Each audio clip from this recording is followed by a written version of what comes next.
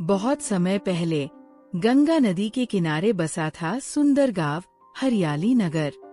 इस गांव में रहते थे मेहनती किसान, दुकानदार और सभी लोग बड़े सीधे साधे थे। गांव में सबसे ज्यादा सम्मान पाने वाला था एक किसान राम सिंह।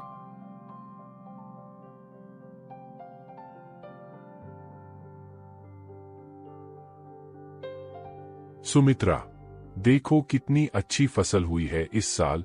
गेहूं के दाने सोने जैसे चमक रहे। हाँ, भगवान का शुक्र है। आपकी मेहनत और ईमानदारी का फल मिला है। पापा, आप हमेशा कहते हैं कि मेहनत और सच्चाई से कमाया गया पैसा ही सुख देता है। बिल्कुल सही कहा बेटा। झूठ और धोखे से कमाया गया पैसा कभी टिकता नहीं। इसी समय शहर से आया एक व्यापारी मनोहर। उसके पास बहुत पैसा था, लेकिन वो धोखेबाज और लालची था।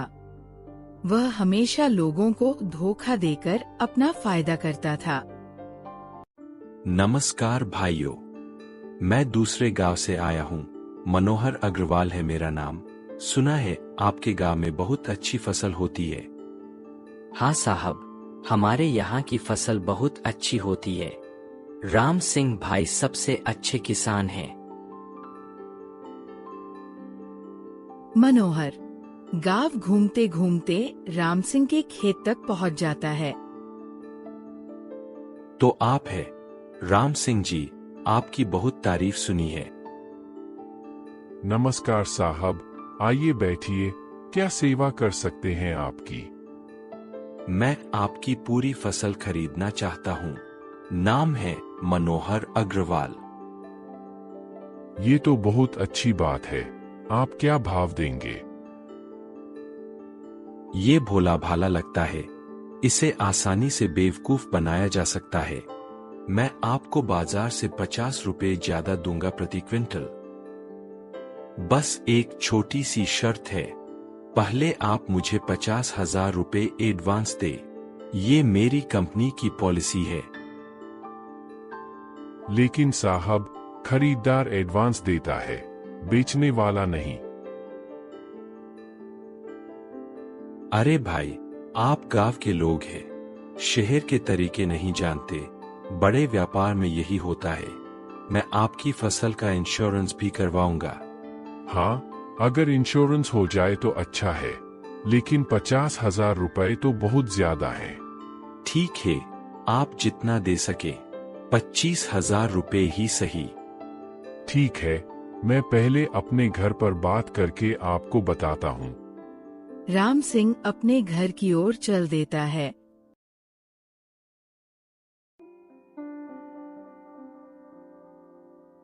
सुमित्रा, वो व्यापारी अपनी फसल अच्छे दाम पर खरीद रहा है और कह रहा था कि एडवांस देना पड़ेगा।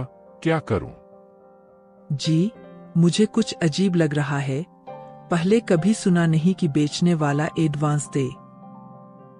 लेकिन वो इंश्योरेंस की बात भी कर रहा था और फिर बाजार से 50 रुपए ज्यादा भी दे रहा है। पापा, मैंने स्कूल में पढ़ा है कि हमेशा एडवांस खरीदार देता है। कहीं कोई धोखा तो नहीं? नहीं बेटा, वो इतना बड़ा व्यापारी है, गलत क्यों करेगा? राम सिंह ने अपनी पूरी जमा पूंजी निकाली और मनोहर को देने के लिए चल पड़ा। राम सिंह ने अपनी पूरी जमा पूंजी निकाली और मनोहर को 25,000 रुपए दे दिए। बहुत अच्छा राम सिंह जी, अब मैं कल अपने ट्रक भेजूंगा फसल लेने के लिए। कल? इतनी जल्दी? अभी तो फसल काटी भी नहीं है। अरे हाँ, मैं भूल गया। 1 हफ्ते बाद आऊंगा। आप फसल तैयार रखिए।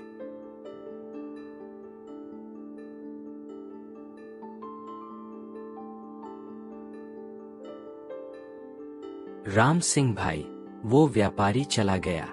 कुछ जल्दी में लग रहा था। हाँ, कह रहा था कि दिल्ली में अर्जेंट काम है, 1 हफ्ते बाद वापस आएगा। राम सिंह, मुझे उस व्यापारी पर शक है।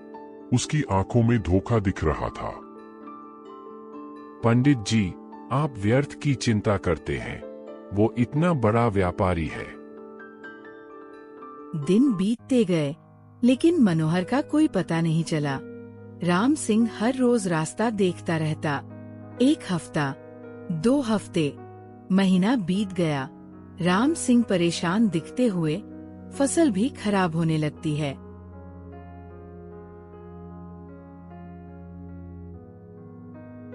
अभी तक वो व्यापारी नहीं आया। अब तो फसल खराब होने लगी है। पता नहीं क्या हुआ, कहीं कोई एक्सीडेंट तो नहीं हो गया।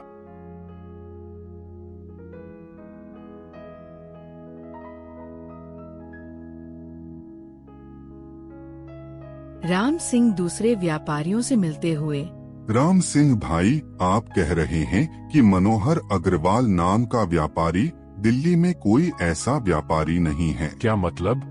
वो तो कह रहा था कि बड़ी कंपनी है। भाई, लगता है आप धोखे में पड़े हैं। पहले भी कई किसानों के साथ ऐसा हुआ है। मतलब मेरे 25,000 रुपए? वो पैसे तो गए, ये लोग इधर उधर भटकते रहते हैं और लोगों को बेवकूफ बनाते हैं। राम सिंह उदास होकर घर लौटते हुए, सुमित्रा, हमारे साथ धोखा हुआ है।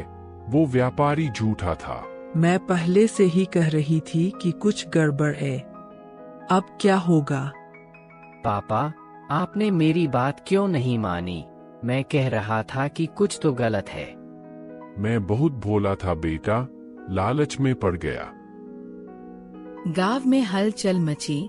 गांव के लोग राम सिंह के घर इकट्ठे होते हुए, राम सिंह भाई, सुना है आपके साथ धोखा हुआ है। हमें लगा ही था कि कुछ गड़बड़ है। वो व्यापारी बहुत जल्दी में था। बेटा, मैंने पहले ही कहा था कि उसकी आंखों में धोखा है, लेकिन अब पछताने से क्या फायदा। राम सिंह की फसल खराब होते हुए राम सिंह की फसल बर्बाद हो गई। उसके पास न पैसे थे, न कोई खरीदार। परिवार की आर्थिक स्थिति खराब हो गई। राम सिंह अपने खेत में अकेले बैठे हुए सोचते हुए, मैंने बहुत बड़ी गलती की है। लालच में पड़कर अपनी मेहनत की कमाई गंवाई है, लेकिन अब हार नहीं मानूंगा।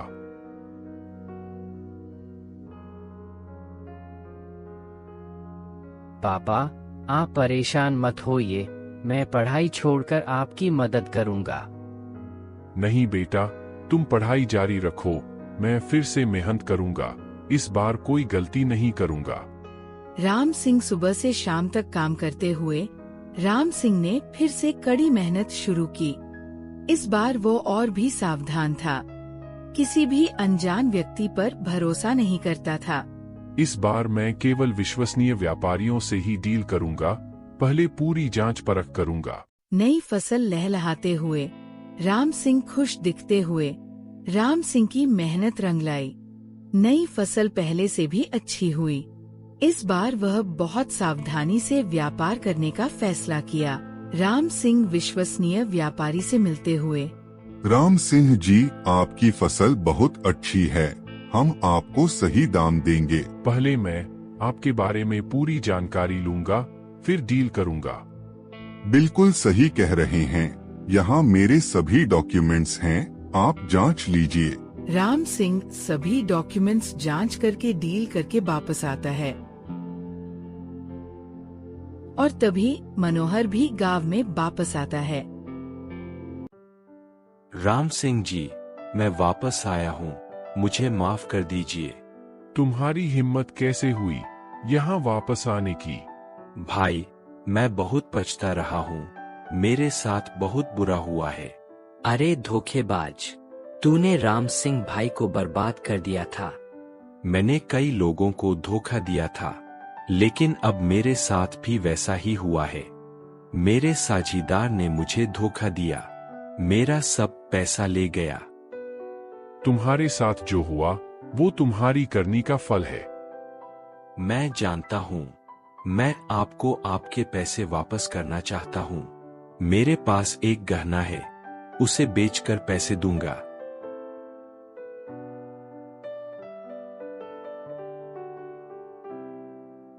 सुनिए, इसकी हालत देखिए।